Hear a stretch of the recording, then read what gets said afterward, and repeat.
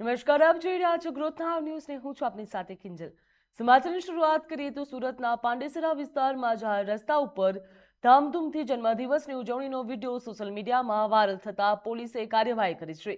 પાંડેસરા પોલીસે બર્થડે બોયની અટકાયત કરી અને વિડીયો વાયરલ થયા બાદ પાંડેસરા પોલીસ તાત્કાલિક કાર્યવાહી હાથ ધરી હતી અને બર્થડે બોયને ત્યાં લઈ ગયા હતા તેમજ જાહેર રસ્તા ઉપર ધામધૂમથી ઉજવણી કરવામાં આવી હતી। જાહેર વ્યવસ્થામાં ખલેલ પહોંચાડવાના મુદ્દે પણ તેની ઉપર કાર્યવાહી કરવામાં આવી છે। કાર્યવાહી બાદ ટીઆ દલાઈને વિડીયો જાહેર કરીને પોતાની ભૂલ પણ સ્વીકારી અને માફી પણ માંગી હતી। જ્યાં પોલીસે જાહેર સ્થળે કાયદાનો ભંગ કરીને ઉજવણી કરનારાઓ સામે કડક કાર્યવાહી હાથ ધરી છે અને ચેતવણી પણ આપી છે।